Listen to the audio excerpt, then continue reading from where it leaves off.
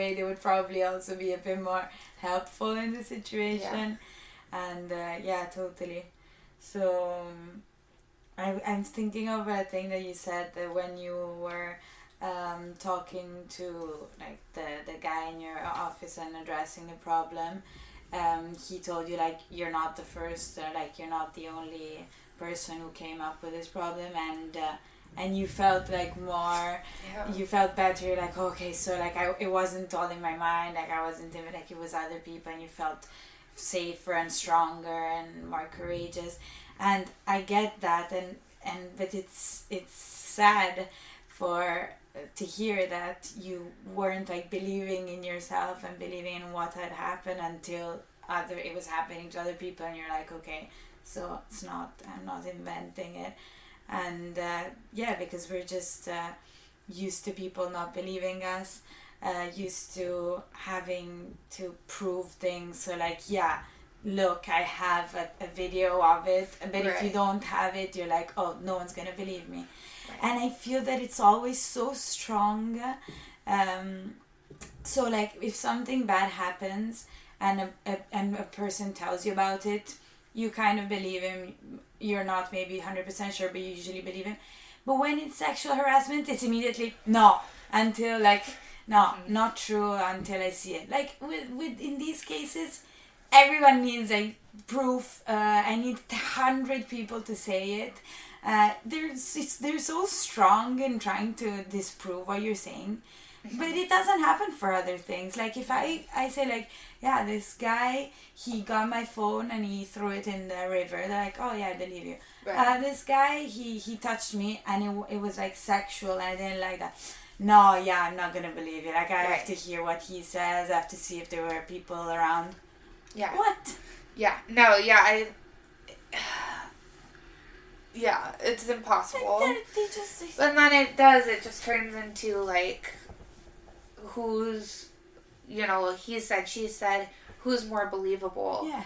And a lot of times I feel like that decision is made based on someone's, I guess, like social capital is the word that's coming to mind. So honestly, like as a white woman, if I came forward with an allegation against someone, like, I think that I would probably get better treatment than, like a woman of color who might come forward. Or, I mean, especially like a trans woman. Yeah. So, it's also unfair in that direction. Yeah. That it's not just that women aren't believed. It's that there's a hierarchy of value that's, imposed on people. And the treatment under the law is not impartial. And if you go into the police station and it's a bunch of like white dudes, then that doesn't feel like a safe space. And to get questioned and interrogated as a victim is, like you were saying, is just like compounded trauma. And I just like don't know what, I guess, the answers are. Yeah. But I guess it's not the point either. It's just like really good to be able to talk about it. And then to take those lessons forward and to trust myself when I have a bad feeling about somebody. Absolutely. But you know how many people were like, yeah, I'd like to come on the podcast, but I just had like a guy like touch me and I didn't like it, but I feel that it's not much compared to saying no, just take this out. They brainwashed you. And it's so I'm like trying to convince my friends and these people that you're totally legit. Like what you felt it's true, it's legitimate. You felt that it was uncomfortable. Yeah, that's all.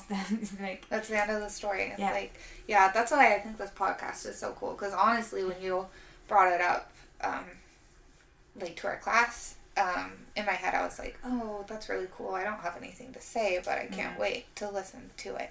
Yeah. And then I think it was hours later, I was like, oh shit, like I do. Yeah. But I don't know. It is just we do this thing about just like discrediting ourselves and our experiences that I think really impacts us. I'll speak for myself. It impacts me in my daily life, like,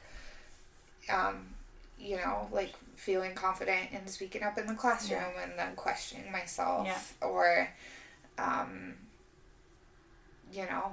in school, so I guess that's the thing that comes to mind right now. But,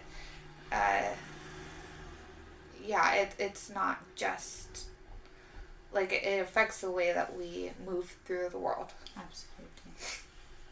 Ordinary violence. Yeah, exactly. Yeah, absolutely. It's, and you don't even realize most of the time that you're actually, like, your actions are influenced by all these things that you've been through, and that, maybe I shouldn't do this because there's that man over there. It's just like a continuous calculation in your mind of how to avoid unpleasant situations or risky situations.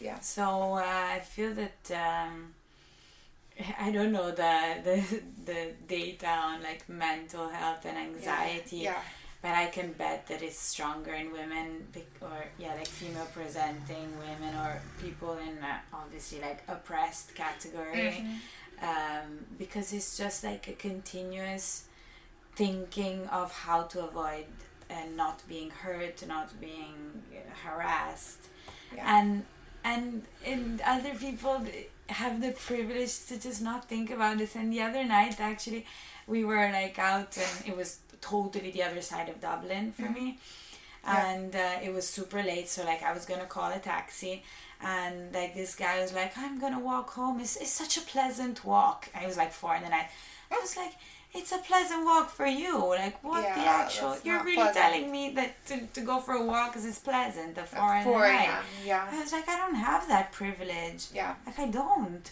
and I didn't even pass, like, okay, because you would never even think about it. I wouldn't, even if it were like at 100 meters, I would not walk home. It wouldn't even be an option for me. Like I would ask to sleep on the floor rather than walking home at that time at night alone. And the guy was like, oh yeah, sorry, I didn't think about that. Of course you didn't, and because it's not a problem for you, so I mean I don't even blame you, but because it's just, you don't have to worry about that, so you're not gonna, it's not gonna come to mind to you. Thank you so much for telling me this story and telling the people who will listen. Thank you for listening. And I'm glad you had the courage to tell this story, and hopefully it will help you in to heal. I know. I think it already has. Like I said, just like not talking about it for so long is just like, again, me just trying to convince myself that it's not that big of a deal. And so, just being reassured and talking to other people who validate the experience it's really empowering, and that's why this podcast is super cool, because you're doing that for lots of people. I'm so happy. Thank you so much for being here. Thank you, Jika. I appreciate it. And see you or hear you, I don't know what to say, like see you, whatever, you get what I mean, on the next episode. Perfect. Oh, little honk. Bye everyone. Bye.